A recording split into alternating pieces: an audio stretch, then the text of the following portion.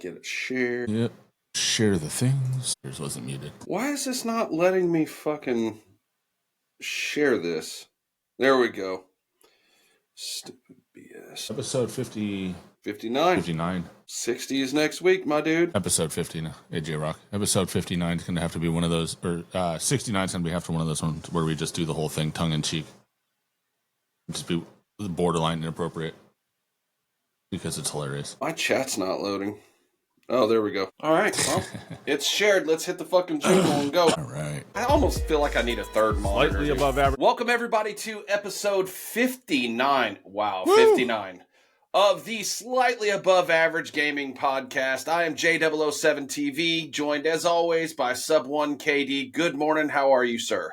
I'm doing well. How are you? How was I'm your good, Saturday man. morning? It's good. Saturdays are always hectic for me. I get up. I usually have about an hour and a half before we start this, and then as soon as this is over, I hop in the car and go help my wife tear down her booth at the local market, and then I basically come home, try to find something to eat, and then hop on. So that's pretty much my Saturday in a nutshell. How about you? It's hit and miss. It's we're either really busy or we're not. You know what I mean? It's like this week I'm working tonight, and then we have to do a bunch of organizing in the house. We've gutted my children's rooms because they're just pits because they're children, and we've never put time or effort into like making their rooms nice. Like it's just kind of whatever we had on hand when we moved. So we're redoing their rooms kind of permanently for now, and which means the whole house is bombed. So we're recovering from that. Otherwise, office is done for now. I've got work to do later, but other stuff in the way. It's looking good, man. Thanks, man. I don't know. Anybody watching can see, but up in the corner, Jay sent me that little Warzone plaque. Appreciate it. Yeah, of course, man. Nice. I can't wait for you to get the poster that's coming in today, too. Where are you putting that? Be in. I don't know. I gotta see how big it is. Could be on this wall over here. Cool. Might be just for me. We'll see. Yeah. Yeah, but, no, that's awesome, dude. Your space looks totally awesome, and I'm sure that was probably about how many hours do you think it took you, like total, just to get it all framed in, drywalled, all that stuff? Probably 25, 30 hours solo. Like if I had a couple of guys, I could have done it in 10. I mean, to be honest, this could have been a weekend project if I had like if I didn't have to space everything out because I have to buy groceries and stuff. Yeah, well, I mean, there's always that, and then you factor in the cost of said groceries, and it is what it is. But no, it is. That's awesome, man. And it's funny. I'm looking at chat. We don't usually go into chat a whole lot, but Jay's right, man. We got to get some merchandise. Yeah. I actually got a hold of my designer, or our designer who's working on merch for us, and unfortunately, he got wiped out in the hurricane in North Carolina. Oh, that's terrible. So he's set up back in Connecticut. So he is working on stuff. I should have stuff in the next week or so. So we got merch on its way. It's going to be slick. I'm really happy with what we came up with. For what we're doing, I think it's going to be awesome. But got to get it going. And so we're just we're in that holding pattern. As soon as that's done, we're going to be rocking it and pushing it here. That's going to be awesome, man. I'm looking forward to it because, I'm a t-shirt, ball cap, and or beanie kind of guy myself. Yep. I mean, it's probably too hot in here for me to really wear a hoodie. I'd sweat my ass off, although I might lose some weight doing that. I don't know. So whereas you have kind of the opposite problem, like mine will be hot in here year round just because the space is so small and we still haven't cut a return vent in here. So yeah, I cook in here. Like when we do this podcast, because I don't have my fan on, it's pretty damn hot. And that's only having my laptop on. That's not even having my PC going. That's just laptop only. So, anyway, did you see, just like the overall numbers or just kind of the tweets from like Charlie Intel and Modern Warzone regarding just how like Black Ops has performed so far? Call of Duty tweeted about it, right? I think Treyarch put it out there. They said that this is the best-selling PC Call of Duty ever. Most play time, most players on Steam. It hit 300,000 plus concurrent players, which if you haven't tracked those numbers, like Modern Warfare 2 launched on Steam and hit like 488,000 on day 3, like Saturday, and then fell off and never bumped that up again. So we hit 300K. So that is solid, and that's just Steam, right? That doesn't account for how many people are on Game Pass, or on BattleNet. You mentioned that. So this is from Tom Warren, right? He's probably, when it comes to like just investigative and journalism and gaming and, you know, leaking things and things like that, he's probably the most reliable. But he says that the Microsoft CEO Satya Nadella said last week's launch of Black Ops 6 was the biggest Call of Duty release ever, setting a record for day one players as well as Game Pass subscriber ads on launch day. Unit sales on PlayStation and Steam were also up 60% year over year. So one of the things, though, that we're going to have to look at, I think, moving forward, especially with Call of Duty now being on Game Pass and PC Pass, you're not going to get the unit sales that we've traditionally had, right? Like because I think the whole idea behind it was to route people to the Game Pass and get that monthly revenue. So their Microsoft CEO, their CFO said they saw the most Game Pass subscriber ads ever seen on a launch day in Xbox history, but also cautioned that revenue in Xbox may be lower year over year because Call of Duty is now on Game Pass, which means the revenue there is recognized month over month versus at a single moment. Yeah, there's nothing unexpected with that. You know, they're moving from an upfront monetary system to a subscription service, and so the objective with that, you know, it's kind of like Disney Plus, right? You want people to sign up for Disney Plus, then you aren't surprised when your games, like when your movie sales are down in the stores, right? Like people aren't buying Blu-ray sales are down, but subscriptions are up, right? So that's kind of their objective. You get them on Game Pass with this game. When they're tired of this game, if you've provided them enough content available to them, then they'll stick around, right? It's kind of that hump that in sales, it's one of those things where it's like when you want to move someone to a subscription service off of the standard unit sales scenario that we've been in, games have been in forever.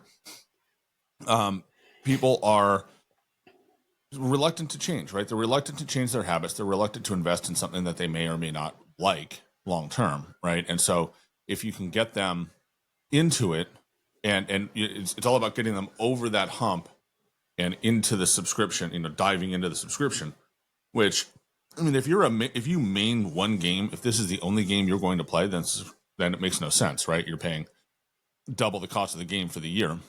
But if you're the kind of player who will play it for 3, 4, 5 months and then and then phase out of it, being able to provide them a library of good games from there on out is an excellent use of resources.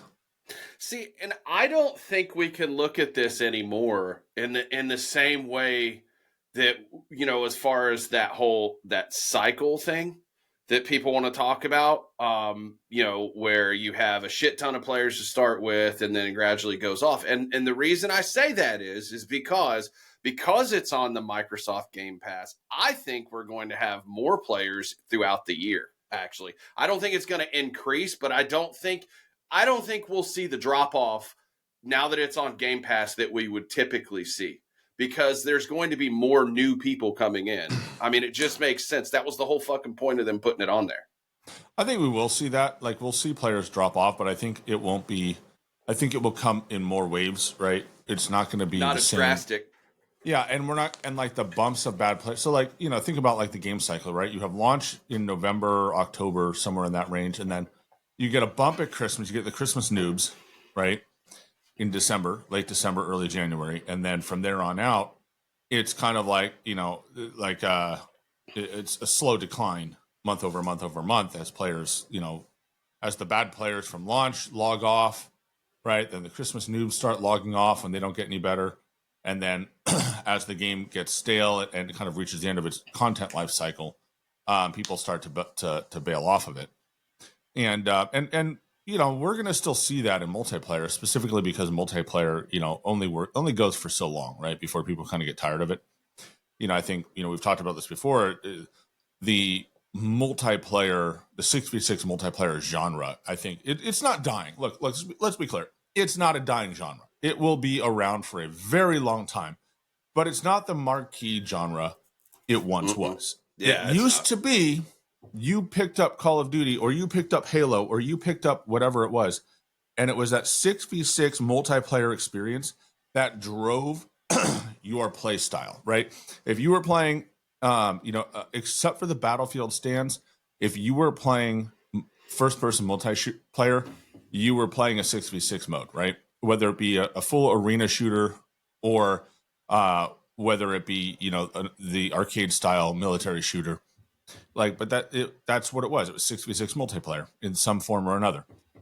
And then you get into today's systems where there's people. It's not enough to keep people playing for a long time, right? I mean, let's be honest. Most people that are playing the game and grinding it right now are grinding it for Warzone. So Warzone will carry longer, and people will dip in and out. They'll have more ability. More people will have the ability to dip in and play multi for weapons and whatnot, simply because it's available, right? It's now going to be there for them when they might have people that have Game Pass already. They have a reason to play it, right? Versus if you had to make the purchase, you're not gonna play it. And a lot of folks that probably have been playing Warzone on free to play that skipped MW3 and were planning on skipping this year, but have Game Pass, they're going to probably play. There's no reason not to. That's crazy to me though. Like just that whole like approach of I'm not gonna buy the title, even though damn well you more or less to rank up the weapons and just be on an supposed even playing field. Like you have to have the ability to do that, and by not doing that, you're literally putting yourself at a disadvantage on purpose. If you look at it, but to your point about like the Game Pass and people who otherwise wouldn't already have it. So my buddy Ruckus, I have gamed with that man for 20 years. We've started out on Ghost Recon. We played a lot of Call of Duty, but he's one of those that gets burned out on Call of Duty, right? Mm-hmm. And so he basically, there's been a few titles over the years that he just didn't buy. Well, I actually got to play with Black Ops 6 with him 2 days ago. Like he is he having fun? Well, he was only a level 4, so you can imagine what kind of lobby that was, and yeah, it was awesome.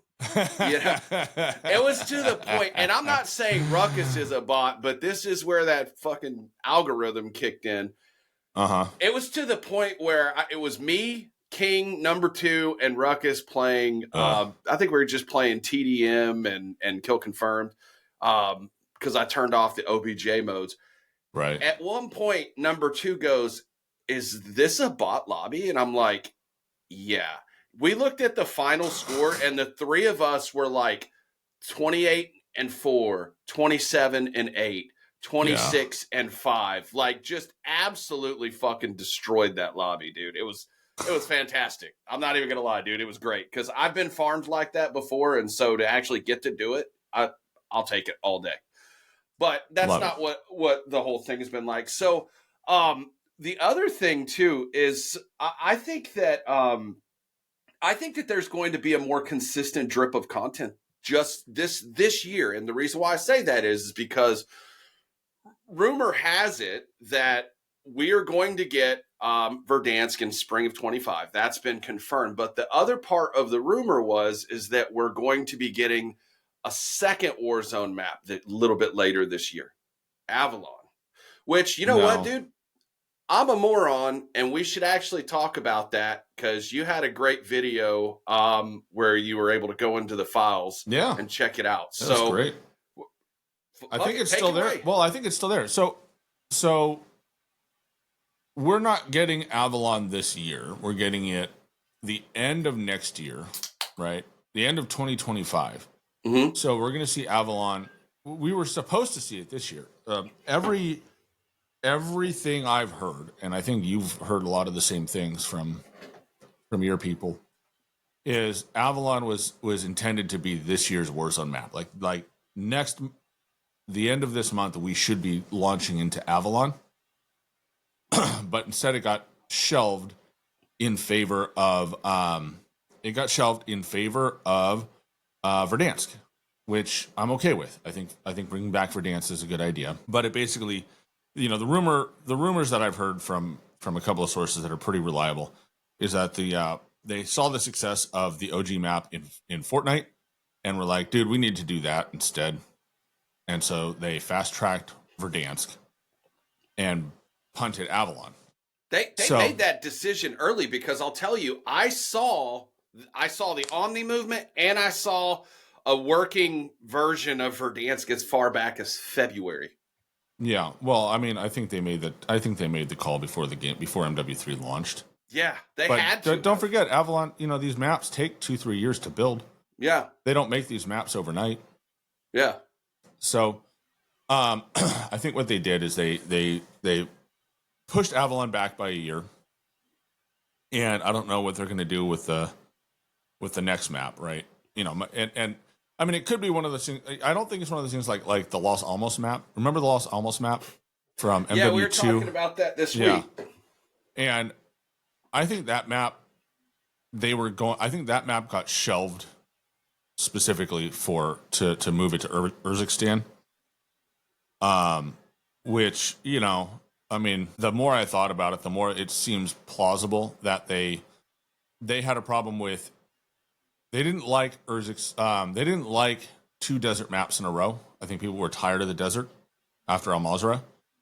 And so they pivoted and had to rush Urzikstan into development, which is why they didn't have any DLC. Like, they didn't have a lot of DLC stuff ready to go early on. And then when they decided to put Rebirth in, they just punted all of it and said, screw it. We're not even going to bother. So that's my thoughts. Hopefully we'll get some of that DLC from now until March. But yeah, the Avalon map it's in the game now. And one of those things that people come up with is why would they put it in the game? And it's one of those things where, if you think back to like ground war maps in MW2 and even in Verdansk, right? You had the Spec Ops in Verdansk, and you had the ground war maps in Verdansk, which were literally just parts of Verdansk. And what they do is they take the big map and they just partition off sections of it. Mm-hmm. And so they say, everything outside the partition gets a low res render if it's in view, so that you have something to look at besides just blank space. And then they just do, they just load up the Warzone map and let you play in small sections of it. Like that's how those maps came to be, right? And so in this game, we have multiple sites, multiple maps that have been based in Avalon. So they are, so the map is in the files. It's fully created. It's not detailed out. It's very untextured. The textures aren't there. It's just one step above wireframing, basically. But there's a way to get there from the spectator mode. You can go and fly around and see Avalon, and I've done that. And it's a cool map. I think it would be fun. I'm told it has Black Ops vibes. It feels like a bigger Black Ops map. You'd be better off be the one to tell me on that. But yeah, no, it was a cool experience to do. I am, if it pans out, if they stay with it, if that's what they come out with for Black Ops 7, I think we could have 2 back-to-back good map years in Warzone, and especially if they're this far along with it, there's no reason for them. I mean, I don't. It would be a waste of resources to start over. I think at this point. Yeah, So you I don't think want we them to can be confident concord in that. it. Yeah. Well, so I was going back through my bookmarks, and one of the And that was a tweets. reference to how much money they burned on that game, not anything else. In case you're wondering. Yeah. Anywho, and I was going back through my my bookmarks, and from like early October, Pro Westy had a really cool tweet talking about, it looks like based on what he knows that they're obviously we're going back to Verdansk and talking about trying to um, you know take the game loop more back towards what we had early Verdansk, and we've talked about that several times. Mm-hmm. But the one point he had is like, if you're trying to capture the same magic that you captured when Verdansk launched to begin with, you're not going to. And I think surely they recognize that, right? Like we're not going to have that same performance. Much like as players, we need to also understand we're probably not going to have the exact same feeling that we had when Verdansk came out. But that doesn't mean it can't be a good experience. And it doesn't mean that we can't have fun. So I'm not expecting it to feel that way. Honestly, I just want to go back to that game loop. I'll take that. Well, we're going to step into that game loop to start. I think I'm excited for some of the changes that are coming. But yeah, I think that Verdansk is Verdansk has entered like mythos legend status, right? And I think we've talked about a number of the different advantages that they had. We talked about how the buildings being being more cookie cutter, more similar to one another, the same blueprints over and over again was huge advantage for playability. I did a whole video on how the layout of Verdansk, moving from point of interest to point of interest was a really good, well-designed system. I mean, I don't know if they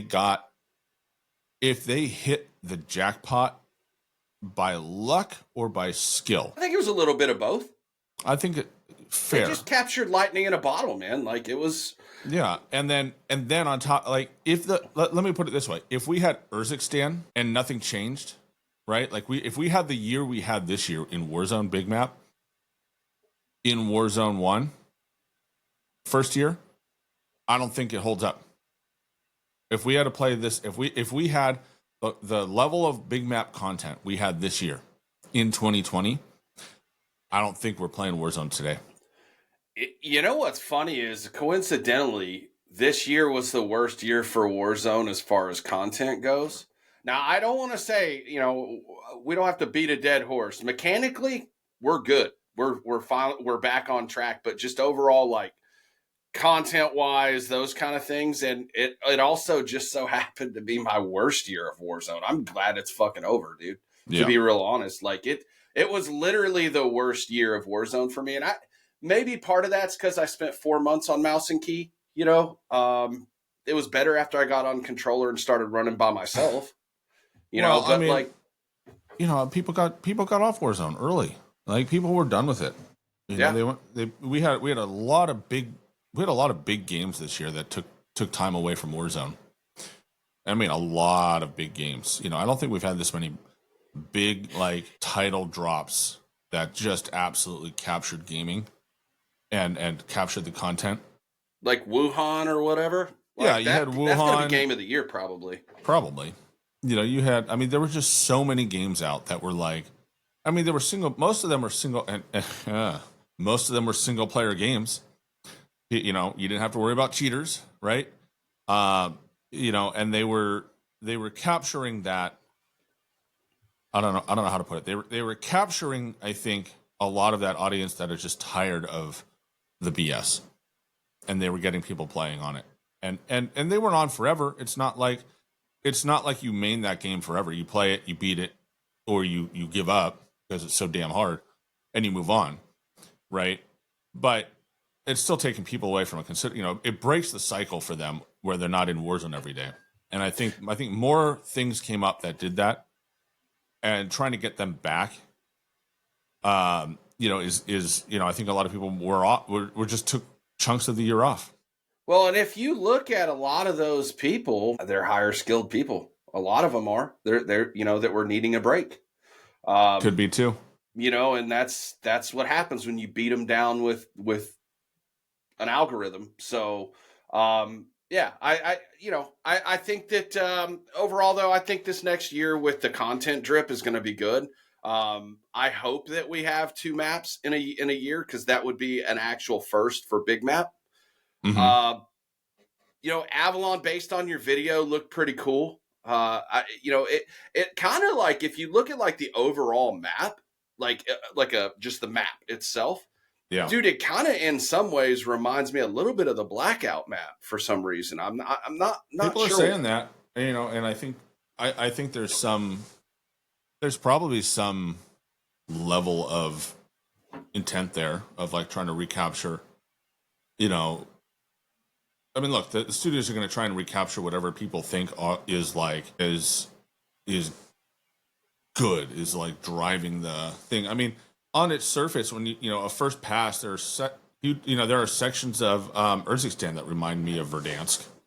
They don't play the same way, but they have that feel to it.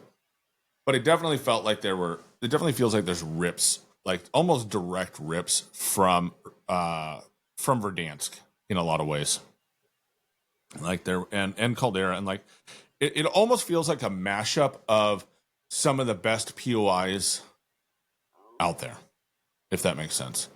I think we should elaborate, kind of based on what you said earlier. I don't think it. Okay, if they approached the first year of Warzone with Urzikstan the same way they approached this year with Urzikstan, people are off that game by June.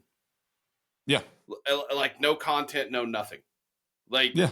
You know what I mean? Like, yeah. That's why I believe that, people typically, one of the reasons why people love Verdansk so much is just the constant flow of content that we had. We had a ton of content. The events were pretty cool. Like, it was just good. I miss them trying to tell a story, even though, we got into Black Ops and you feel like you had to like be smoking something for the story to make any kind of sense whatsoever. Each season had like a storyline for it, like with the operators they released. There was a reason you were there, and it was cool. They kind of did that through part of Caldera, and then as soon as they hit Godzilla versus Kong, they just kind of said, "Screw it." Yeah, they're like, "Fuck it, we're done." I mean, people were bitching about the map anyway. But I mean, if you remember, like the end of Verdansk in Cold War, they were trying to blend. They were trying to like connect what happened in Verdansk with what happened in Caldera 60 years prior. Jeez. Right?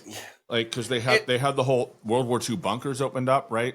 And so there were all these notes and all these things left over of like, that were supposed that like the way that you read it is it should be like callback, like the stuff that happened in Caldera, right, was all connected, right? It was all connected, and that was their intent. And then it's like halfway through Caldera, they just threw their hands up and said, "Dad, do whatever you want." There was just not good writing when it comes to that story, I guess. Like if you but really, at least it was a story. We got Modern Warfare 2, and they haven't done squat, so at least they tried. Now it's just like, here's a crossover. Why? Because it's a crossover. Because there's a new movie coming out, and it's just like, come on. I think like with Modern Warfare 2 and just that whole era of Warzone, like I think that eventually it's gonna be like that Homer Simpson gif where he's like fucking just backing off into the bush. It's like they're just gonna be like, as far as we're concerned, it never happened. We'll take the money from it, but it never fucking happened. Like, please forgive us, Oh man, it's something. But, all right, so we've got a week on Black Ops 6. Yeah. What generally speaking, because we're going to drill down and get a little specific later on in the episode, but like, what are your initial thoughts and just feeling on Black Ops 6 after a week of playing it? All right, we're going to talk about maps later. I'm not going to dive into that. I like the gunplay. When I'm not So I am in a full camo grind mode, so I am not playing the game the way that I would normally play the game. I am just playing for headshots, pretty much, which sucks. It doesn't suck. I played for long shots and it's terrible. And I can actually have fun playing with this, unlike long shots, which was lay in the same spot for friggin' 36,000 hours and just wait for people to walk in front of you so you can drill them for a headshot. Well, Modern Warfare Warfare half of 2. them not count. That's what I'm talking about. That's what I'm throwing back to. The camo grind, like the headshots are, and you hit this already. They're organic, right? They are. It is a way of playing that is not like intentional. Now there are some challenges that are like you have to be intentional about setting it up right.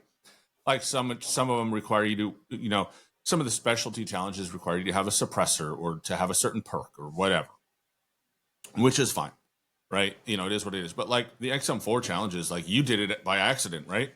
I didn't try to do it. Yeah, because you just set it up and you just played it, and that was the way it was designed. Like you could, it was like specialties were, I don't know, it was like 100 headshots, and then you had to get like kills while you had to have a perk active for one of them, and I think it's one of the ones you run anyways. And then it was the other one was kills with a suppressor or something like that. Anyways, but it's like organic, right? You can hit gold organically in this game. You just can.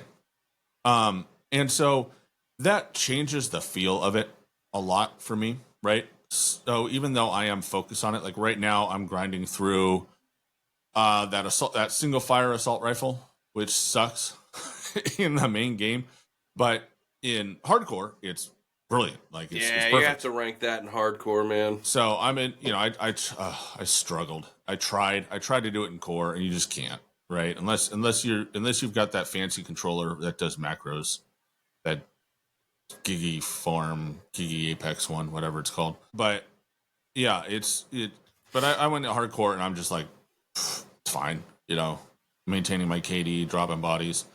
Trying to focus on headshots means I'm not playing it as much fun as I would like. But I got that pump shotgun gold. That one's fun. I had a good time with that. That was a good grind. I had no problems with that in core, obviously. I've been having fun with I had fun with the XM4, the AK. A lot of these guns are fun. And so the gunfights are good. The Omni, aim assist is one of those things that people talk about and like they get all worked up over. I think the aim assist changes are really good. And I'll tell you why. There are two things. One is well documented, which is the aim assist.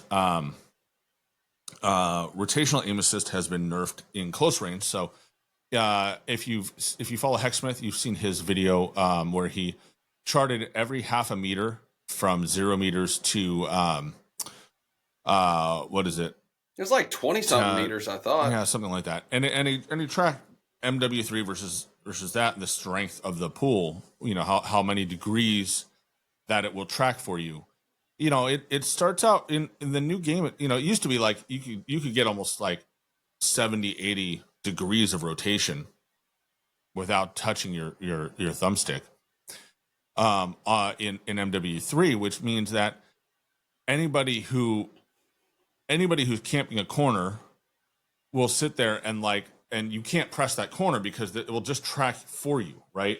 No matter what you do. And so they've reduced that, and it's very, very light. It's like 18, 19 degrees or something to start with. And then it eventually moves up and then matches the curve over range, which I think is fine.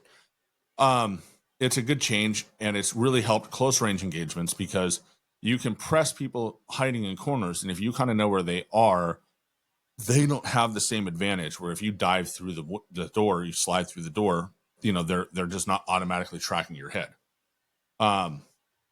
Huge W for that.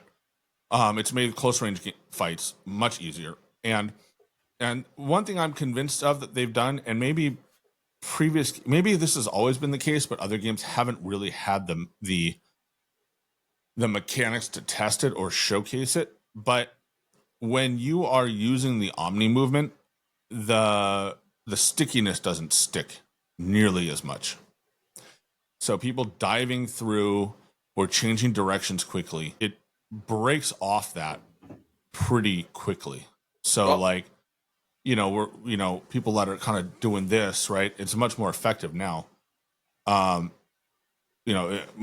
people listening, I'm like bobbing my head left and right. That sort of movement is much more effective now than it was last year.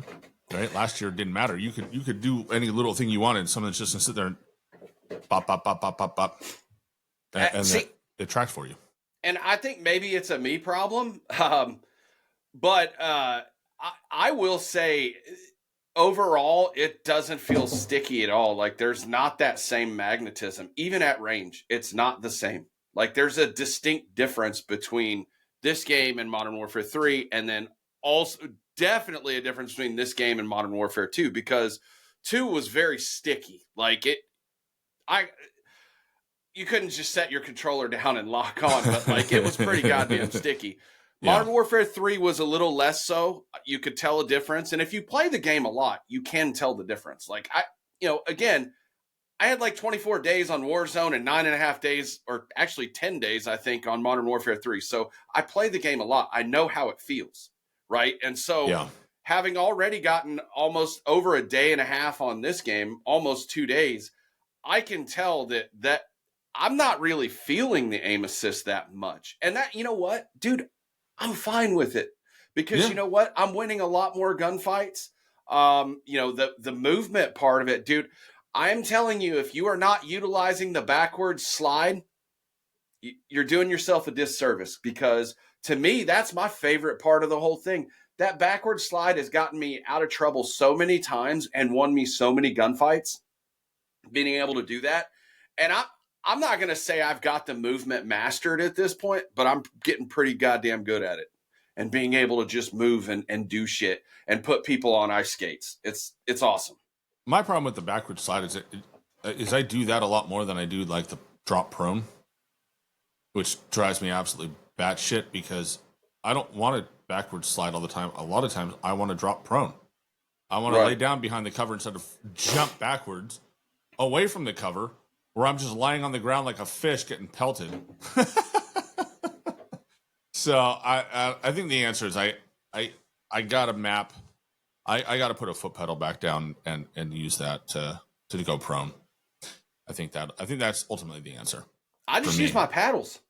So I have my paddles all mapped to A, B, X, and Y, and I only use those. I don't even use the fucking buttons on the controller. Yeah, but that doesn't leave you a straight prone, though. You can be tap to prone. If you're moving, it'll omni movement. I don't know. I'm going to have to look at that, because I haven't really noticed that being a huge issue, because I'll drop shot too. Yeah, but it depends. I drop shot a lot. If you're, anyway, that's neither here nor there. I think the movement's great. I think it's a lot better. I haven't run into too much of the crazy cracked out TikTok stuff that I expected everybody to be doing. Most people do one, maybe two omni movement. They'll chain one, maybe two things together, and it's fairly easy to catch. Like, as long as you're not right up their butt and they've got a shotgun, it's easy enough to adapt to. So I'm not worried. Like, I think when this comes to Warzone, it's going to solve a lot of the problems that I think people have run into, where you want to do something and the game just says no. Right? It's like, I want to move this way. I want to move into cover. I want to do this. I want to do that. And the game, it's just the mechanics weren't there. Even though there were better movement and you could slide, everything delayed. There were delays in everything in MW3. And it was like, in MW2, it was like way worse, right? So MW3 felt better than MW2 towards the end, right? Because, if you think about it, like the beginning of MW2, they said nothing. You don't get to do any of that. And if you play the game like you don't get to do any of that, you could have fun, right? Because you just lived within the constraints that they gave you. It was Minecraft movement, dude. In fact, I think Minecraft had fucking better movement than Modern Warfare 2 and Warzone 2. At launch. And then, probably the whole time. And then they added stuff in, right? And they said, all right, we're going to speed some stuff up and give you some movement. And then it's still, and then it became the worst of both worlds, right? You had enough movement to get yourself into trouble, but it wasn't enough to do anything with, really. Or get out of trouble. Yeah, and you couldn't get out of trouble. Like, the aim assist was so strong that if you were out in the open, you were toast, right? There was no mechanism to get away from gunfights. And that's why we have the smoke meta now, boys. Have you seen smokes in this game? They're insane. Yeah. If they don't fix those smokes, we'll talk about that in a minute. But if they don't I fix those smokes, want to tell a funny story about the smokes because I got one too. I had something that happened with a friend of ours. But yeah, it was like, so Modern Warfare 3 was just kind of like a step up from Modern Warfare 2, which was a lot better in some ways. But again, the delays and the limitations from MW2 were still there, right? So this has gotten rid of most of them. Yeah. Have you seen the slider? The input delay slider in the advanced settings? Like you can your movement slider. 0.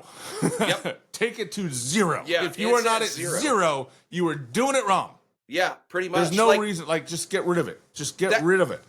That's the other thing. It's like if I still think that there's settings in there that I need to go in and look at and fucking try to figure out what they do. I mean, can we talk about that for like? There's a shitload more settings with this game, I feel like, than previous titles. Well, they're finally not bugged too. I've been stuck. So I don't know if you have noticed this, but depending on your settings, like I've been locked to fidelity casts this whole time until like 2 days ago when they finally fixed it, and I could actually. So I was at like 80, 90 frames. And there's nothing I could do. And look then at my graphics driver too. I mean, look. That's not a slouchy card. That's not a slouchy card. Okay? I shouldn't be locked at 80 frames. Right? And it's because, it's because you couldn't turn on DLSS, you couldn't turn on anything else. You were stuck on Fidelity Cast, which was for basically low-end shitty cards. And I was put for everybody listening at home, I'm pointing to my box for my 4060 Ti, which is, it's not top of the line, but it's not a slouchy card. All right. And so they fixed the bug on Friday, and now I'm at like 180 frames, which is great. So, I need to go through and fix go through and make sure my driver's updated, because NVIDIA did put out a new driver for this game. And then I need to double check my graphics settings. But like, and the thing is like there are settings videos out there. I think Iceman Isaac has put out a few different settings videos since the game launched and stuff like that. But yeah, I overall, man, I think that the game is a lot of fun. Is it perfect? No, but I'm having a good time with it. I mean, I'm going to continue playing some multi whenever Warzone comes out. I always do, and just because I like it. When we talk about Call of Duty OGs, that's OG Call of Duty, dude. Is 6v6, bro. Like, and I obviously how I feel about the competitive side of it. And holy shit, are they already GA and stuff? The Exit. They're going to take everything fun out. Everything fun, delete.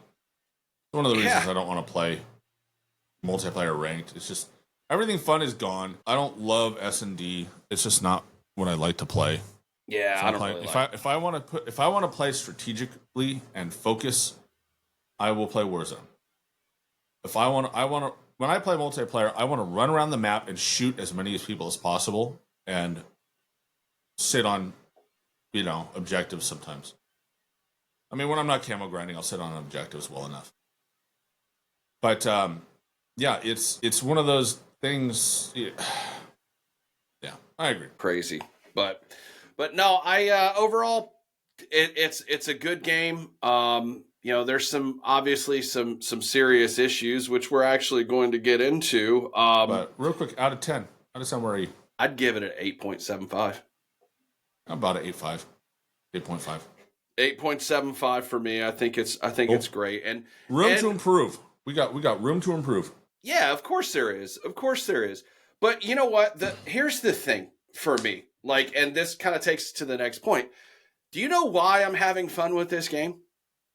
Because unlike the previous two titles, I've been able to not only play with friends, but I've been able to play with friends and rank up my weapons.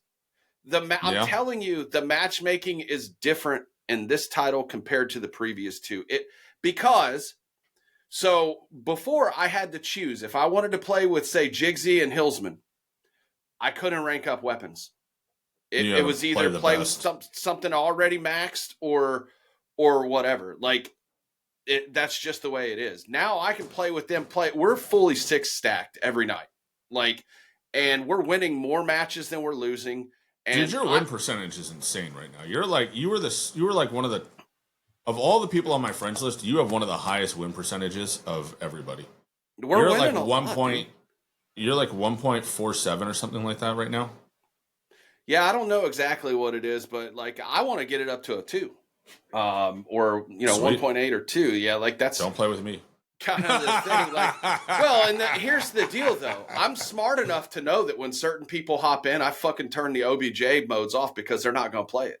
So then it's just kill confirmed in TDM, and then Jigsy and I can do our thing, or Hilly and King. Like that's the deal. Because I have no interest in turning on an OBJ mode for 3 people to have their fucking eye stuck to a goddamn sniper scope back behind and not playing the objective, dude.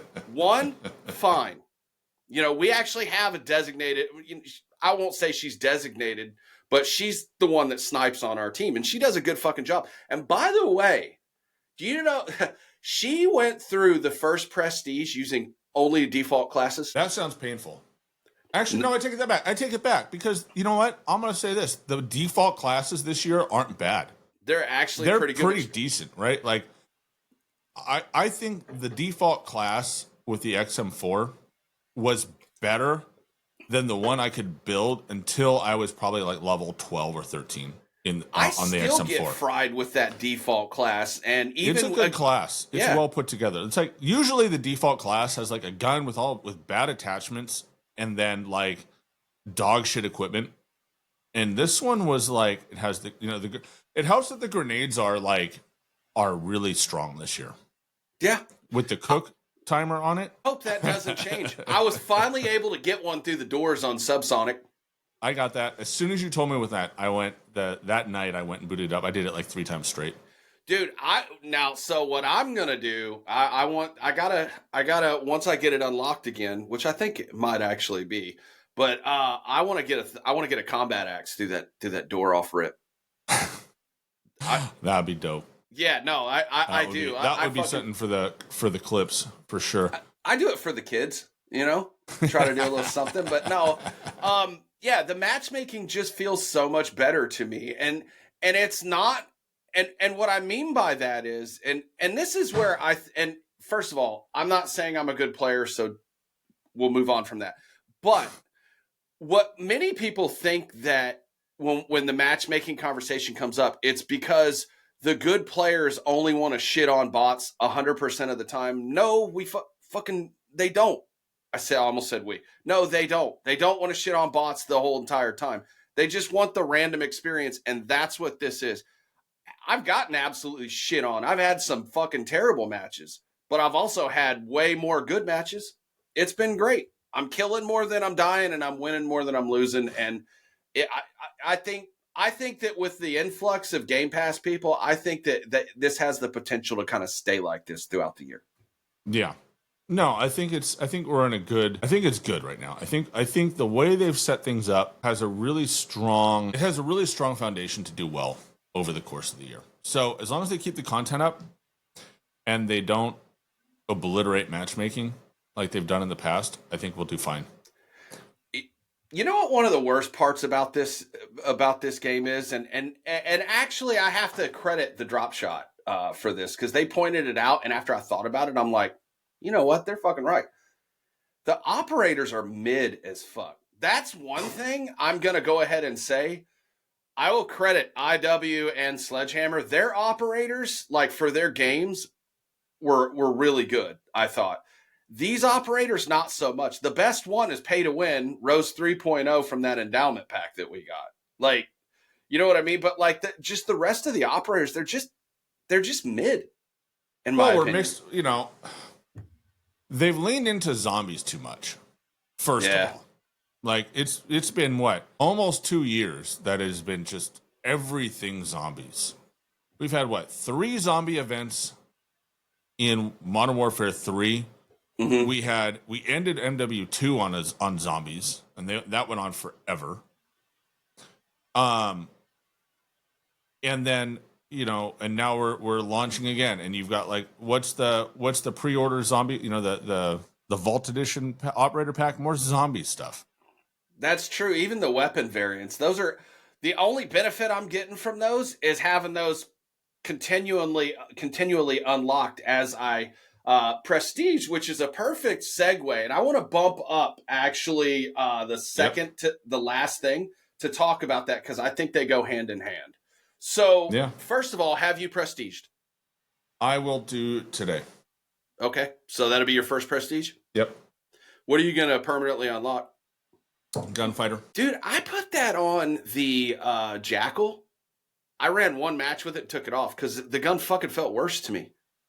Well, you didn't build it. Right? I was getting hit markers and everything with it. It was almost like there was a trade-off. Like, we're going to give you all these attachments, but guess what? You're not going to do as much damage. Like, that is legitimately how it felt. And I forget who I was playing with. Fucking everything. There's like 8 slots. Like, I had an extended mag. I had a rear grip, a foregrip, a barrel, stock. I had a type of ammo, if I remember correctly. What ammo did you have? I forget. It was I always try to go for the damage one if I can. Damage range? Yeah, one that'll give me like more velocity, like on the rounds. But like it was just fucking. Maybe it would be better on the ARs than the SMG. But I'll tell you this: when you put the extended mags on there, those are one of the only things that kill your ADS speed. And that if you're running SMGs and you're in SMG fights, as sprint to fire and ADS times are the most critical because you have to go. It is going to be first bullet hits, right? Yeah. Because of the range and the speed at which those things are effective, and so you need to have that up as fast as possible. So if you're running extendo mags, you're probably taking a hit on that. And then somebody else running recoil springs is another one that's phenomenal for automatics because it virtually eliminates recoil, right? So you're going to hit more shots. So if you're going in there with long range rounds on a close range gun, and that's slow to ADS, and you have somebody else who's running a speed build, you're going to lose that fight just by default. Well, I'm talking about getting hit markers, like even just up close, and obviously it might have been the way it was built, but I had somebody else I was playing with when I said that they were like, "Yeah, it does fucking feel like that," and I'm like, "All right, so I'm not fucking with it," because I actually thought that would be the meta anyway for Warzone, like especially because the cards are coming, like people will probably just use that, you know what I mean? Or and then buy their second gun. Yeah, or just two loadout. The 2 loadout strategy will be back. Yeah, I think it will. And so I think Gunfighter is still going to be the meta, and I think it'll depend too on the guns you build because we can talk offline about what your gun was. And I'll be honest, I haven't done anything with SMGs. I haven't touched them yet, so I'm not there on that. But for ARs and shotguns and LMGs and pretty much and snipers, like it is what it. If you're not running it, you're square. Like so I prestiged once already. I did gosh, I don't know, a few days ago, and I'm already at 40 something on this one. My goal is to hit this prestige and then go all the way through and prestige again. Dude, at this rate of this double XP, I don't think I'm going to be able to do that because it feels like it's fucking broken to me. And Swag even tweeted, the same thing. Like, it doesn't feel like it's leveling up fast to me. Like, I'm not. It's not. Like, it doesn't have the same, like, hit on the XP. And I felt like the XP was kind of broken anyway before the double XP. Like, because, like, ranking up a weapon takes fucking forever. I just finally finished my AK like yesterday or the day before. Dude, Iceman Isaac just put a tweet out. I just dropped it in chat. But it says, just say it's 2 XP. People love that shit. And it shows a picture of like the Black Friday deals, like where in Target or whatever, where people would like pull the Black Friday sign out, and it's like the regular price behind it was exactly the same, and all they did is say it's a Black Friday sale, and it's like, but it's exactly the same price normally, and it's like, and that's exactly what we have. They took XP and they cut it in half or less. And then they said, it's a double XP weekend, guys. You get to have the normal price. So I sold jewelry. That's how I got my start, is selling fine jewelry. So engagement rings and stuff like that. Yeah, well, I did the same thing. So it was like Hellsberg. It was not Hellsberg, but Lundstrom's Jewelers and Whitehall were the same company. And what they would do, I worked for Lundstrom. So I can tell you for sure this is true. I know what you're saying. So it's like fucking $18,000 ring on the tag, but it was always like 50% off. Minimum. Always fit. So they basically just mark that shit up, like put that like and it's a psychological thing, right? Because like people aren't thinking, they're thinking they're getting a great deal, and it's like not really. You're about the same amount of price as anywhere else. We had a banner we had to change out every 3 weeks. And the banner was literally, it was exactly the same deal. Different words. Same deal. And we would just change it every 3 weeks. And it was like, all right, new banner. What's the sale? Same as the last sale. And then, it was like the things that they wanted to put on sale, they would basically give, like, we would have a cheat sheet behind the glass where it would say, if it's, gold was always 50% off, period, across the board. And then if you had to negotiate, you had a 20% ban. So you could actually be 70% off the sticker price for gold bracelets or whatever. And then diamonds were always a certain amount off. And then, but yeah, I mean, that's how it works, right? It's like the price on the sticker is not the price anybody paid. And if you got someone to pay that price, you would probably get yelled at for not giving them a deal. Dude, we're kind of getting a little off topic, but what's the absolute worst part about it? Because I sold jewelry for 5 years. I got in management programs, things like that. The fucking case counts were the worst. The absolute worst. We had to do case counts every night on all of the fine jewelry, like the gold, platinum, diamond rings, the engagement band or the wedding bands, the pendants, earrings, all that shit. It was a fucking beating. That was terrible.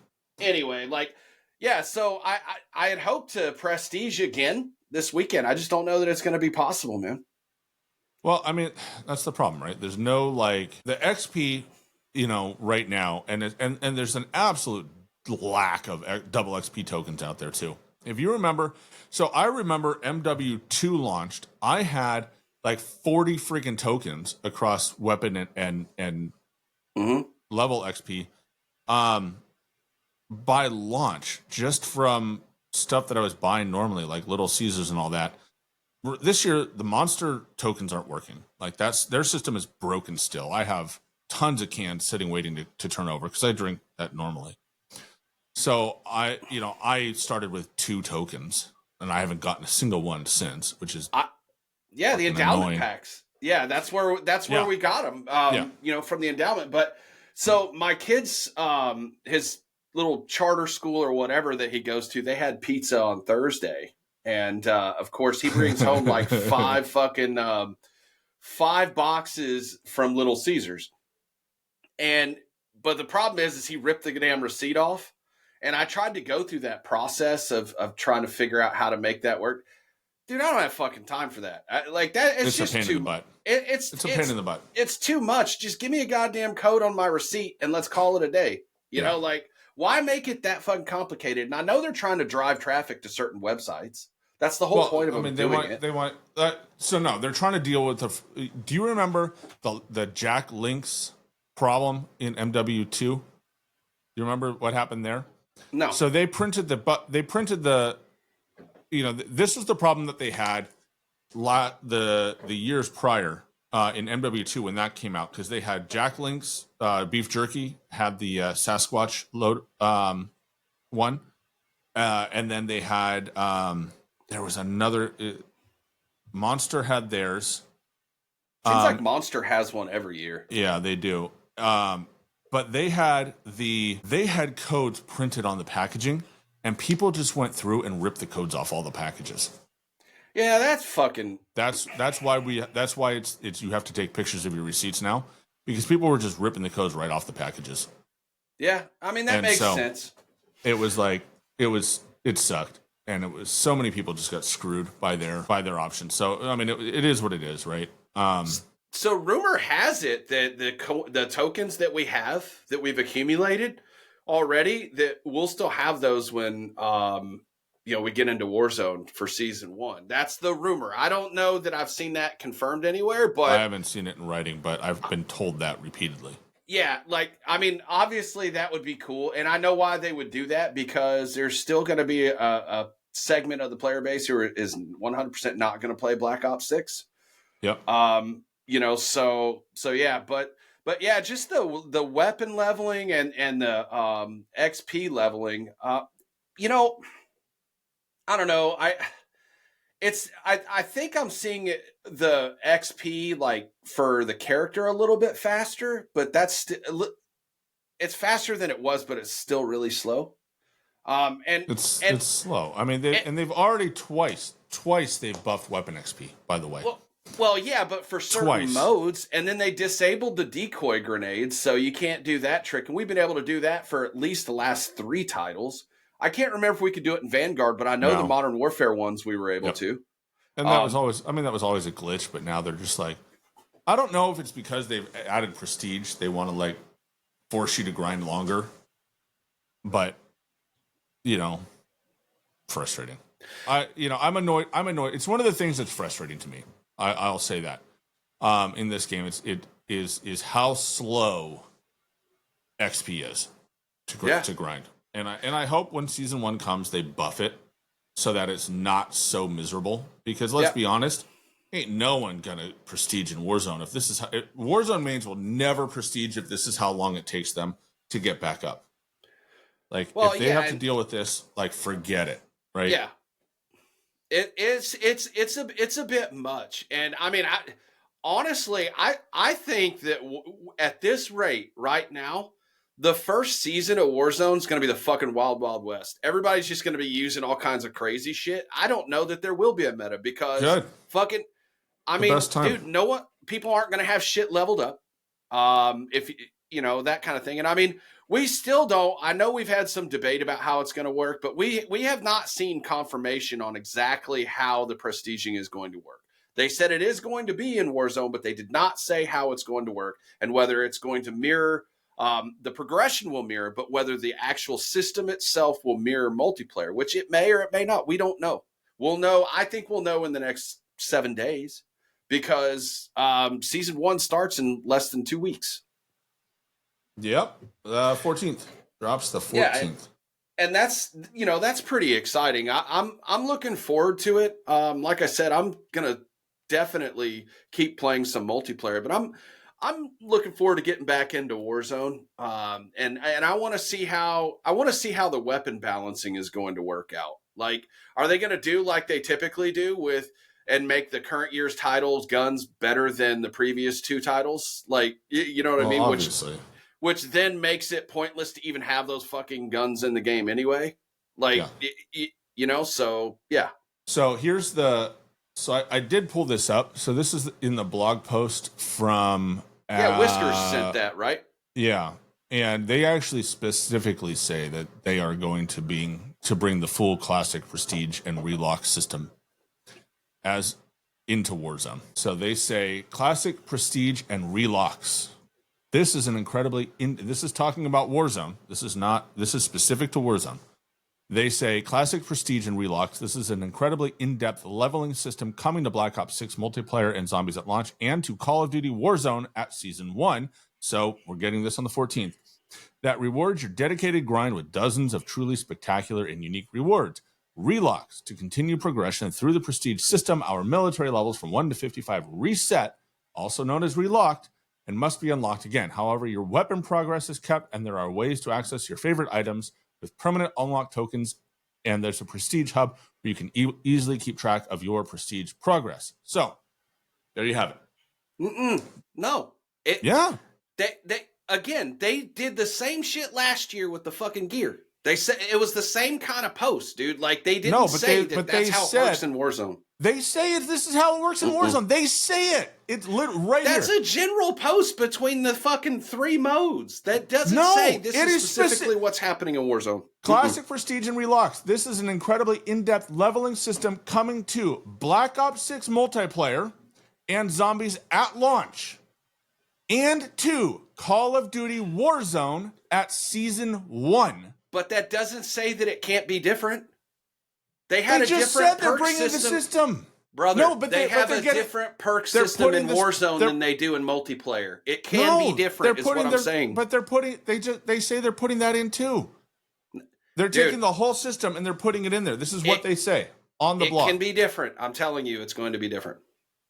I don't care what that blog says because that's rather ambiguous. It doesn't say specifically. Okay. Well, you know what? In 2 weeks, we'll find out. We'll know. I'm sure they'll have a blog post between now and then. I'm sure they will detail out any changes. But I think as far as we go now, it is based on what they're saying. I don't see a reason for them to do that. They say pick 3 of the plan for perks. You pick one through the majority of Black Ops. Here's where they talk about what perks are coming in, how the perks work through the majority of the Black Ops 6 loadout system. Though the majority of the Black Ops 6 loadout system is coming to Call of Duty Warzone, the way perks organized and chosen works a little bit different. Welcome to pick 3. The current way that Call of Duty Warzone utilizes perks isn't changing drastically. Raven is simply bringing you the elements of the Black Ops 6 experience that work best in Call of Duty Warzone to this next iteration of the game. This includes returning past weapons, balancing the perks and other equipment on offer, and dropping in rotating and lootable perks in matches. So basically going back to Warzone 1 systems, your loadout carries 3 perks. Pick 3, right? Back to the traditional 3 columns of perks. But you're not getting the specialist, so that's what I'm talking about when I say it can be different, but still kind of the same. Wild cards, you can further argument your loadouts by adding a single wild card, just like Black Ops Cold War, and that's coming to Warzone. Specialist remains. Specialist is still in the game. Yep. Lootable, pick 3 perks. Lootable perks during match. So you can pick up your perk package if you die or somebody else's. Lootable individual perks in match. So you can build specialist, poor man specialist. And here's a new one. They're gonna rotate perks in and out of the loot pool. Okay. So, and then specialist is in there. And then the Warzone gets its own challenges. So yeah, there's no indication that they're changing how Prestige works between the 2 modes. Like there's none at all. Like it's gonna be that there will be differences in the perks that we get, but how the system works, they're gonna bring the MW3 they're gonna bring the Black Ops system. The whole system is moving in. Yeah, we're not going to get like wall hacks. We're not going to get like that the specialists if they're only sticking to the 3 because they would have specifically pointed that out. That's my point is that yes, it can be very, very similar, but still be slightly different. Like it makes no sense to lock weapons for Warzone. That's the whole point. It doesn't make sense. Otherwise, there's no point in prestiging, right? Because what do you lose? What do you risk when you prestige? And they've said this on Twitter. Do you think that they're going to go through and do this and then also have like fucking, the casuals or whatever, like the, people who don't play very much, not prestige after they've taken the time and effort to put that system back in the game? The casuals aren't going to prestige anyways. They'll do it once, maybe. They'll do it once and they'll regret it. But the Warzone only casuals will never prestige. If they do it, it'll be by mistake. They'll have pushed the wrong button. But there's the idea that they would let you keep all of your weapons unlocked and call it prestige. Like that's what seasonal prestige was. Because then all you're doing is resetting your numbers, your stats. Like what's the point in that? Like the point of prestige. But the point of prestiging is that when you hit that prestige button, it sucks because you ain't got shit. You're back to basics. Like that's why you prestige, is that you are going to take on the challenge of dealing with people with meta guns, with your pocket pistol and whatever default stuff. Which, if we go back to the top of the episode, was a benefit to this year because the default classes are pretty good. They did that in Blackout. This ain't Blackout. And don't forget. My point is it can be done. But they're not going to. Why would they? And don't forget, if you have blueprints, right? They're going to sell blueprints out the ass starting next week, right? Or whenever. If you have a blueprint for a gun, that's automatic. That stays unlocked, right? So by the time the casuals get to that point, they're going to have a bunch of metagun blueprints, either through the battle pass or through buying bundles. And so all those guns aren't going to relock, right? You have your unlocked tokens. So if you are going to prestige, you just use it on the metagun, whatever metagun you are loving at that moment, and then you don't have to worry about it until you prestige again.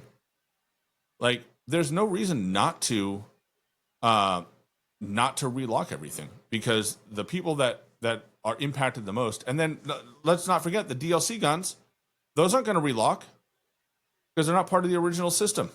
They're extra. There's no indication that those relock, because the unlock criteria is do the battle pass, right? It's not through your level 1 to 55. It just makes no sense for anybody to prestige then. Well, it does. And try to play a fucking loadout fucking simulator with meta weapons. No, it's exactly dumb as what. Fuck. Well, you're gonna have people will have their meta weapons anyways. Like, it absolutely makes sense.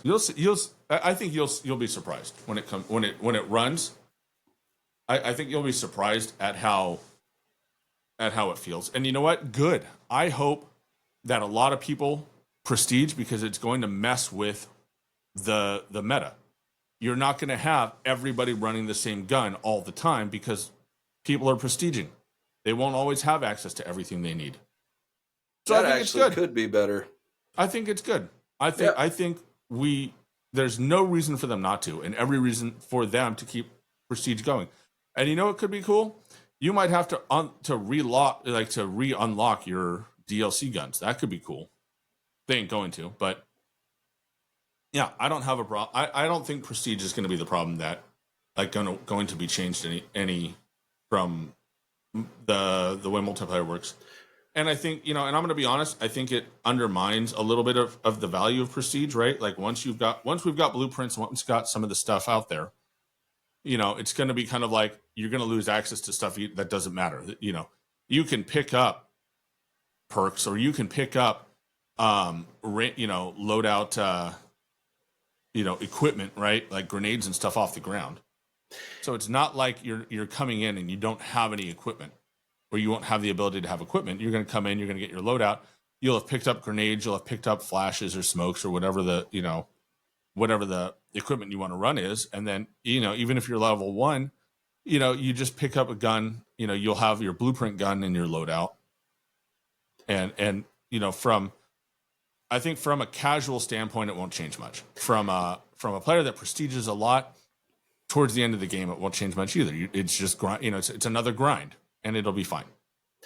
If I will say this, if they do it that way and it takes us away from the metas, like you talked about, where like it's a fucking constant broken meta, I would 100% support that, because as you know, I've had an issue with the whole meta fucking system since it started.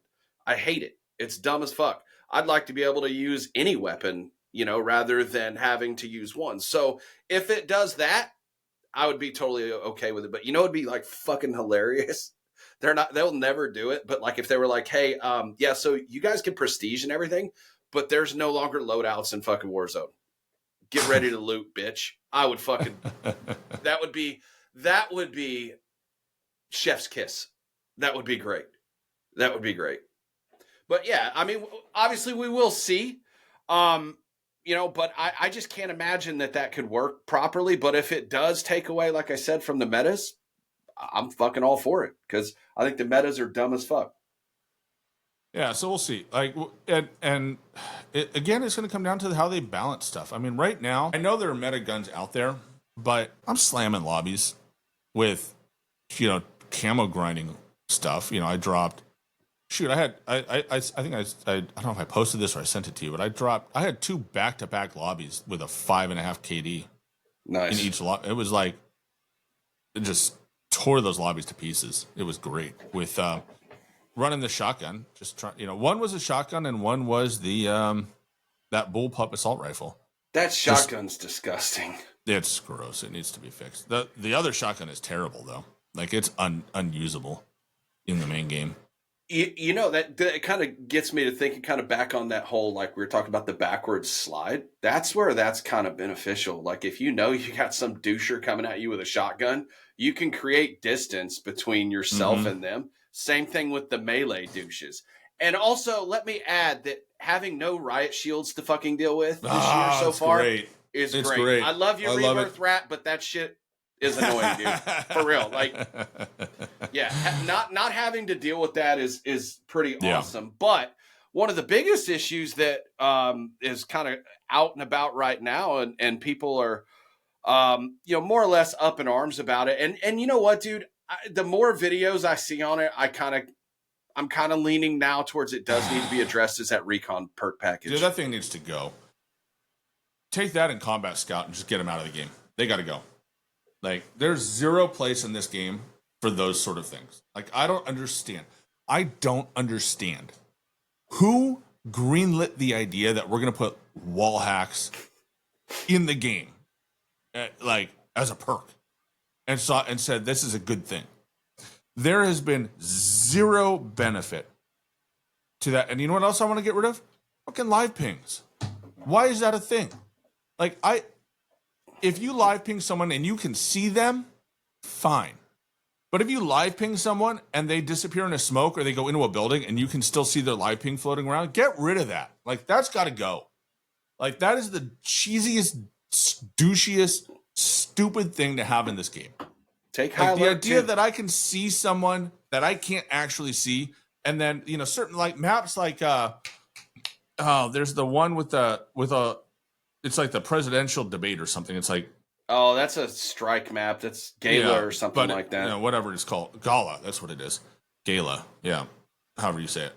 Like everything is curtains. It's all wall bangable. Like you can spawn in and drop 3 kills just because that perk is there. They're doing it on Nuketown right now. I saw a video that Godric did. Like, it was fucking disgusting, bro. Like that thing's got to go. It's got to go. That's the video that really kind of pushed me over the edge for that. Like, I mean, I'm running it, but of course you're running it.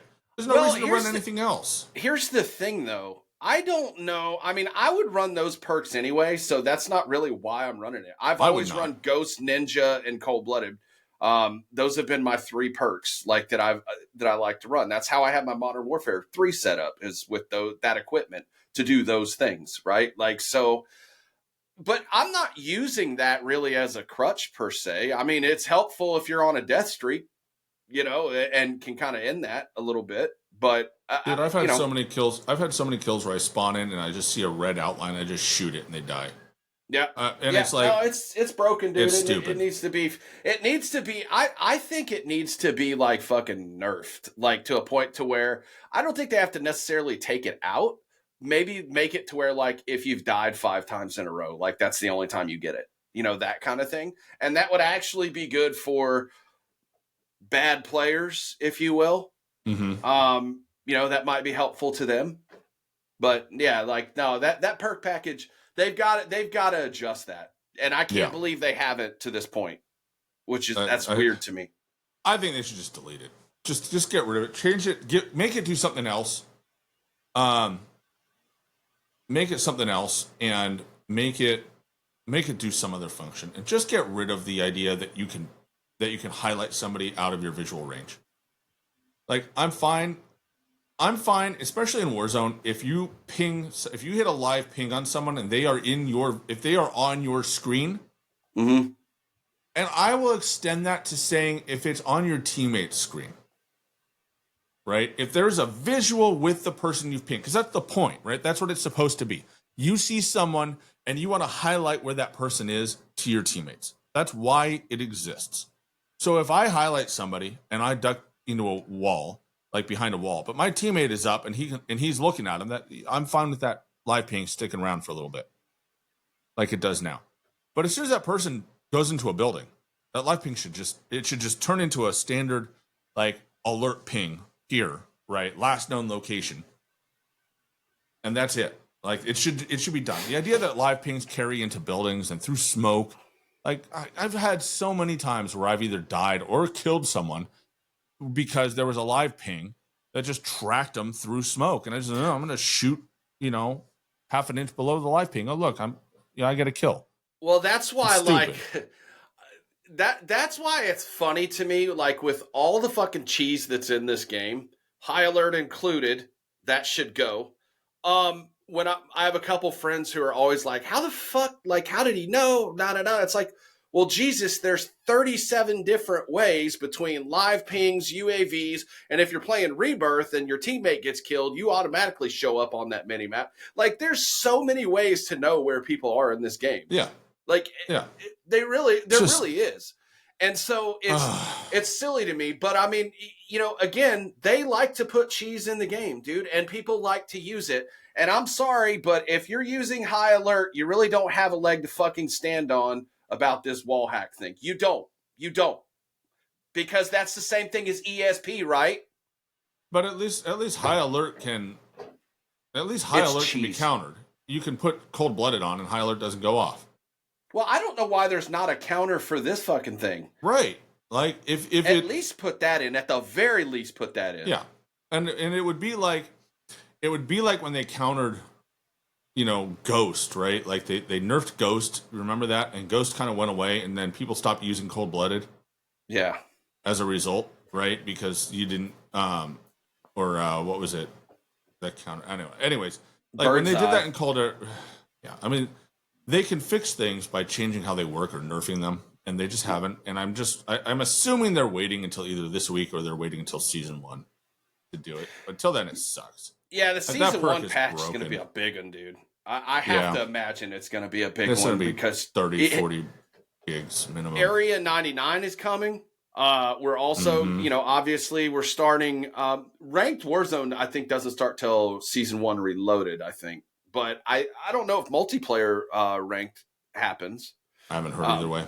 Yeah, but yeah, I think that patch is going to be fucking big. But yeah, that recon perk is definitely a problem, and hopefully they'll fix it. But I mean, again, I don't sit around and think like, oh my god, I must have died because he had the recon perk on. I'm already over it and on to the next one. You know what I mean? Yeah. Like, and it's the same thing with aim assist. Like I don't die and be like, oh fuck, he killed me because of aim assist. I never ever think that. It's just, but that doesn't mean neither one of those things don't exist. That's not what I'm saying at all. You know what I mean? It's just my thought process is I just don't think about it. It's just not fair. Important. Fair statement. I'm just some of the mechanics they weren't always like this, right? Aim assist wasn't always crazy. It wasn't, it ramped up in MW2.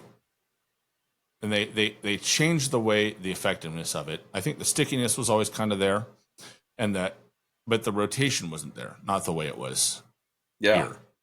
And then in MW, and then some of the bullshit has just been excessive. But yeah. And then you tack on to that, look, overall the weapons are good. I have fun with most of them that I've played with. The XM4 is great. It's good to have an M4 variant that's fun to play and viable now. The C9 is the best SMG. That thing hits like a fucking. It's great. Yeah, when I prestige, that'll be my next gun. So I've kind of like staggered what I'm working on. I'm trying to work on stuff that I can't use until I unlock it later. Yeah, and I don't have blueprints for.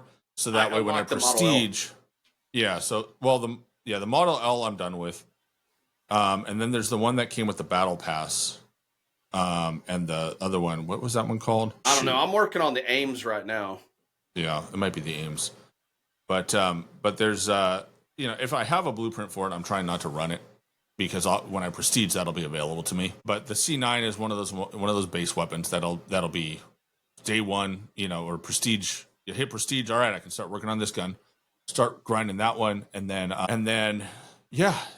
That's kind of my plan going forward, so I'm working on that. Struggling with these maps, man. Yeah. This is the low point in the game. I mean, I know, look, the high skill players are going to talk about SBMM till they're blue in the face because they're high skill players and they get shafted by it more than everybody else. I think overall SBM is not near, as you said, I agree with you that it's not as bad as it used to be. I think they've definitely toned it down. If you're, if you're Godric or you're Cap, right? Yeah, or you're it's gonna fuck you over every single time. Yeah, fine, 2 box, go for it. I don't care. Like, you're gonna do it anyways, so you might as well just get it done with, and then you don't have to. And then you don't have to complain about it because you get your bot lobbies and your content. The rest of us get average SBMM. We can play with our friends, and everybody comes out a winner, right? Yeah. But none of that matters if you still have to play these maps. Now, I made a post which blew up. Always the ones that it's always the post that I'm, it's 1 o'clock in the morning. I'm tired and ready for bed.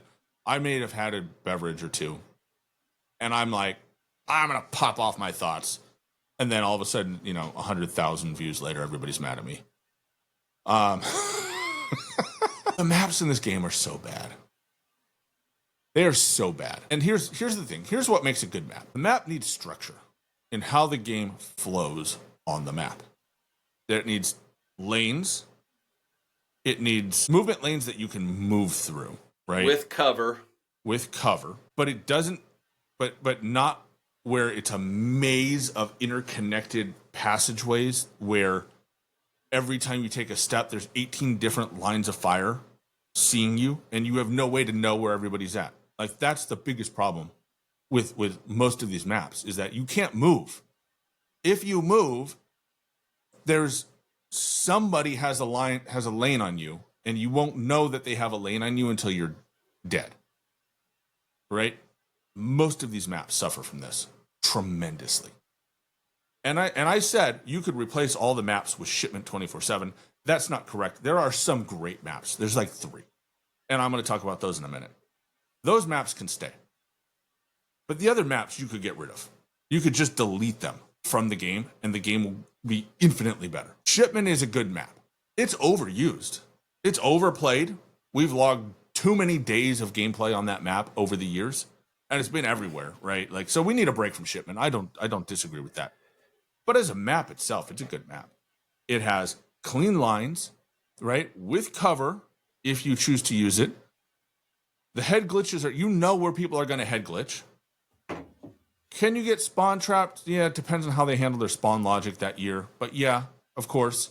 But you can also usually get out of spawn traps well enough. Like, it's rare that you die more than 2 or 3 times. And most of the time it's because the spawns are flipping and you're caught in the middle of that.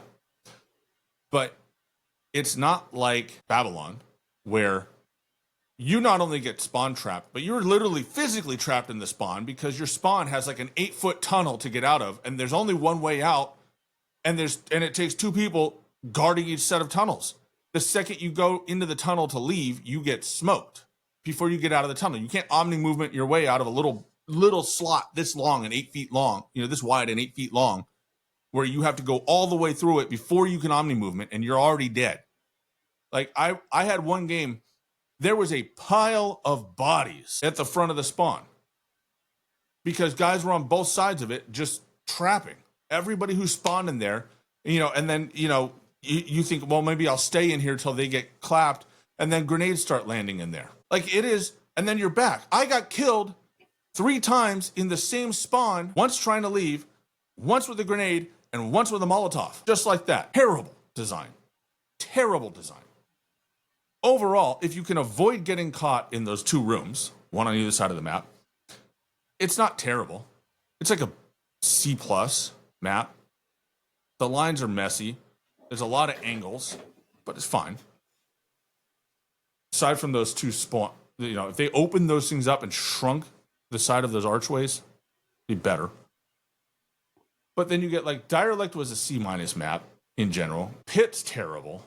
It's just a terrible map. The whole thing is, everything about that map is bad. It's dark. There's no sight line. I don't run that small shit. I run it run all. any of it. I run it all. Payback has no redeeming features whatsoever. It is a horrible map. There is nothing good about that map. If you think there's something good about that map, go play Fortnite. Get out. We don't want you. Lowtown is even worse. Lowtown is deliberately designed to be the worst characteristics of bad maps of every. It's the worst characteristics of. There's 1,000 little rooms, and each room you can be attacked from 5 different directions, but you can cover 17 different spots from those rooms, and no one will know you're there until you're smoking them. Like, every flag position is terrible. There's water on the map, which you can't shoot in anymore unless you remember to pull out your pistol, in which case you're caught swapping weapons, which is slow. So if you want to fight in the water, you can't fight out of the water until you swap weapons back again. But of course, you can be shot all the way through to the bottom of the water, so there's no safe spots in the water. So if somebody is up above you and they see you, they can shoot you, but you can't shoot back at them in it. So the water is trash. There are the high points in the map are devastating to the areas below them, but they can be approached from 6 different areas, and you can be shot in the back almost universally. And every cover is you can shoot through it. So Lowtown is trash. Protocol is a mess.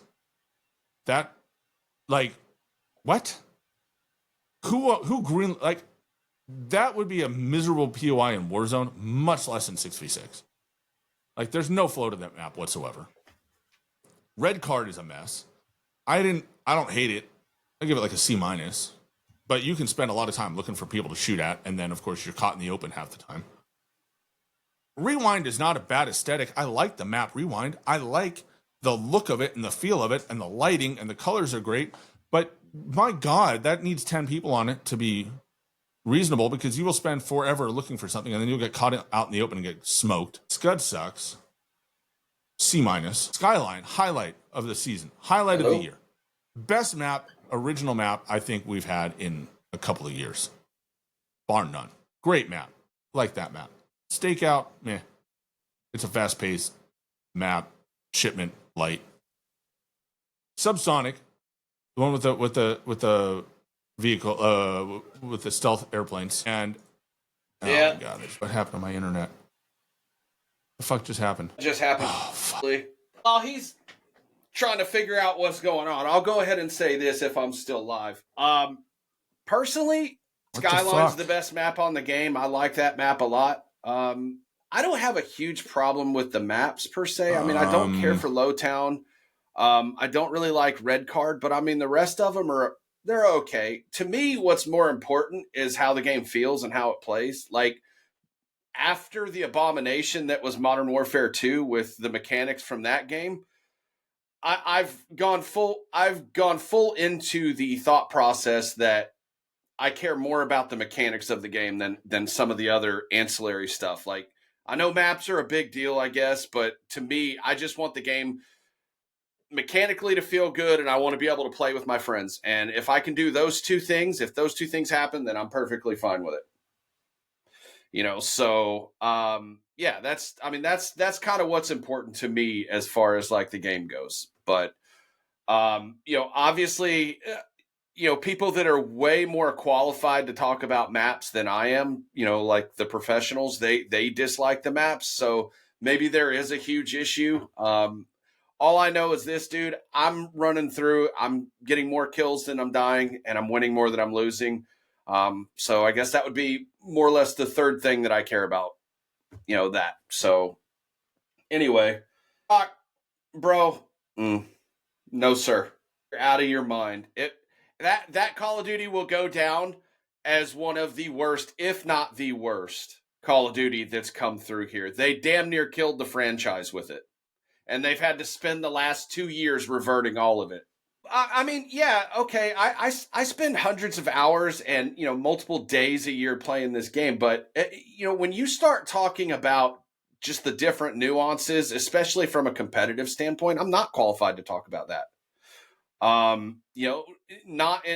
Shotzi is going to know way more about how a map should play than I ever will. That's just the reality of it, dude.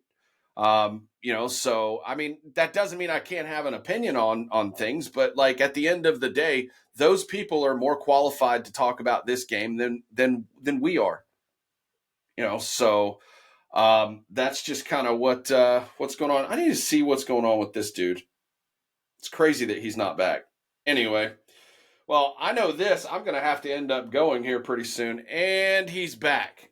I just told everybody how you're wrong about literally everything. And, oh, yeah, he doesn't have his earplugs in. I'll tell him here in just a second. Actually wind down, but just so you know, I told everybody that how you're pretty much wrong about everything, and they all agreed with me that you are. So I win, you lose. We'll deal with that later. I'll deal with you with the in the woodshed. What the fuck happened? My internet crashed. I don't have both lines pulled yet, which is apparently something I'm going to work on today.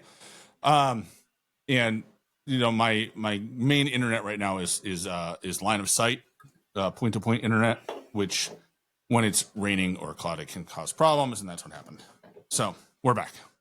Yeah, but I do have to wind down here pretty soon. But yeah, no worries. I was just telling, you know, my tweet about maps was basically just after the abomination of Modern Warfare 2. Mechanics that's what I care about more than anything else. The maps aren't perfect. There are some good ones. There are some bad ones. But to me, I just care more about how the game feels, like as far as like from a mechanical standpoint. I think it makes it does help. And having decent mechanics makes it good. I mean, yeah, I think and hopefully we'll have a lot of maps in seasons as we go forward, like we had last year. Yeah, you know, but as far as launch maps go, I'm not happy with them. I think they're pretty bad. I wonder how many maps we're gonna get with season 1. Hopefully 3 or 4. We already got one. You know, and I said this last week. You know, I love Nuketown. I think that map is like, it's the perfect blend of fast-paced action, but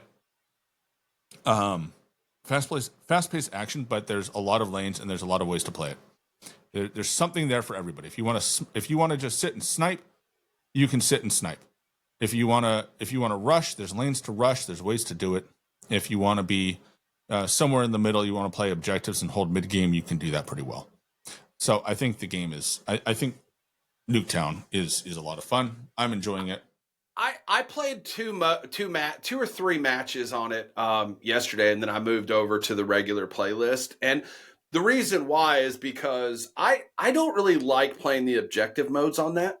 I'll play Kill Confirmed or TDM, but I don't really like playing Dom on there at all, especially because if you lose B, you're never getting. And I mean, it's like that on most maps, but like especially there, like if you lose B, you're never getting B back. In fact, you're probably never getting out of your spawn. So, you know, that's kind of the thing for me. But I mean, it looks great. I'm glad it's back. It felt the same way it used to feel, you know, all the other 15 times we've played it from the other games. Yeah. You know, but, you know, again, as far as the maps thing goes, I got accused of gaslighting because I pointed out that 2 of the last 3 titles they've given us all new maps, and the community fucking hated them. I'm not lying about that. That's true. It was interesting because last year we brought back a lot of loved maps, and they didn't play very well. And I think we have to remember that we play COD differently now than we did 15 years ago. Yeah, it's faster pace. Everything's faster. We're better at it than we ever were. Yeah. Right? We are way better at it.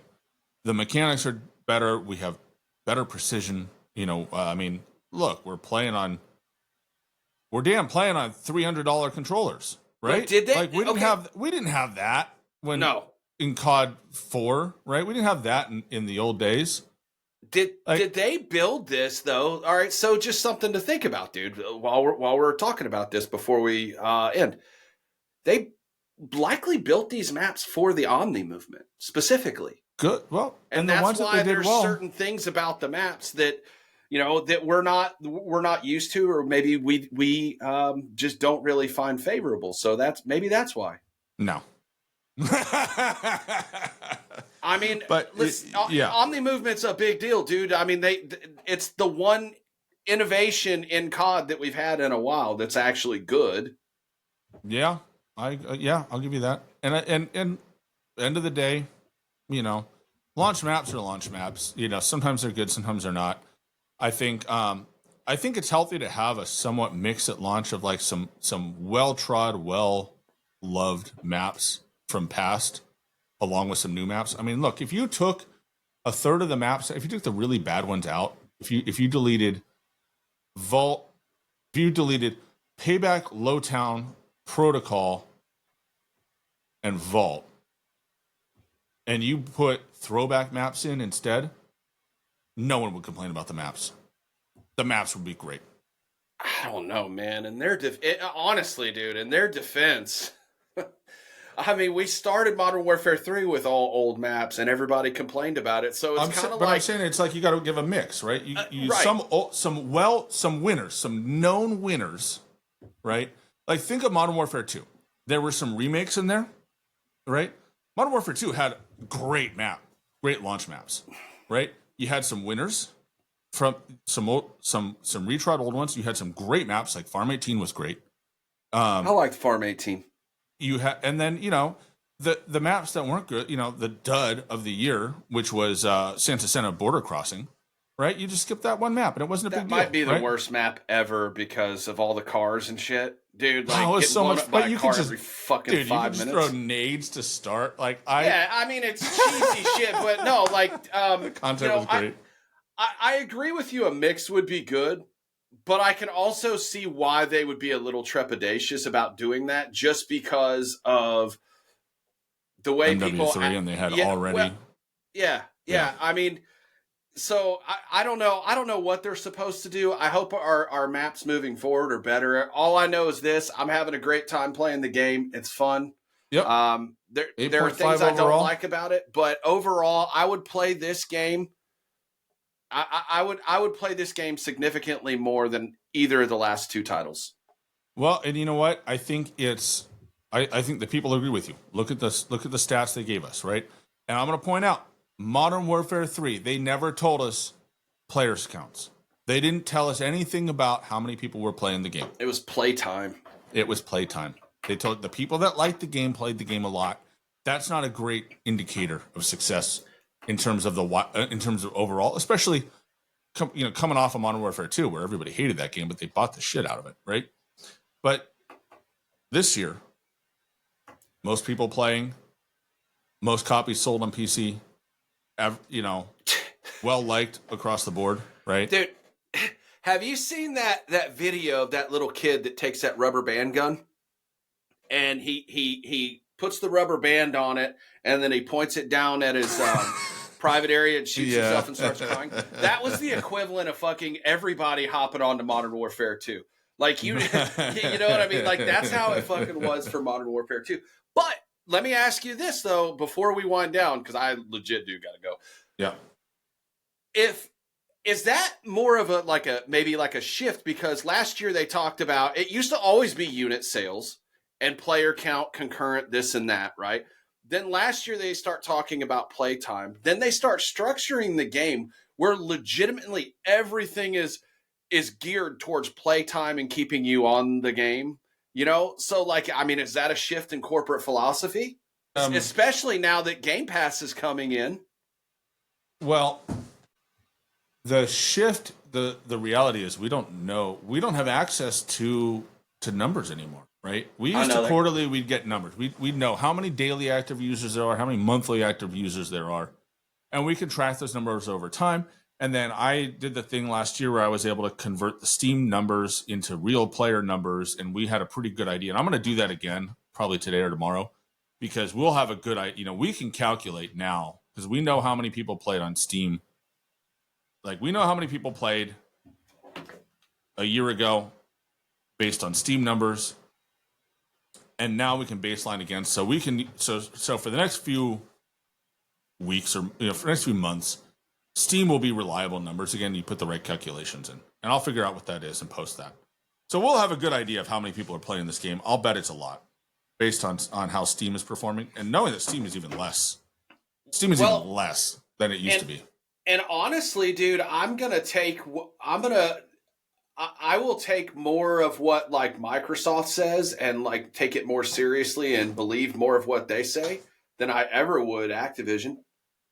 Because Microsoft, to me doesn't have a history. Like for me personally, like I feel like they've always been a really good company, and I've had great experiences with them. And you know, I mean, they're a cutthroat, I mean, they're a multi-trillion-dollar corporation, company, so. right? So, But yeah, I'm gonna basically my point is I'm gonna trust Microsoft way more than I ever would Activision.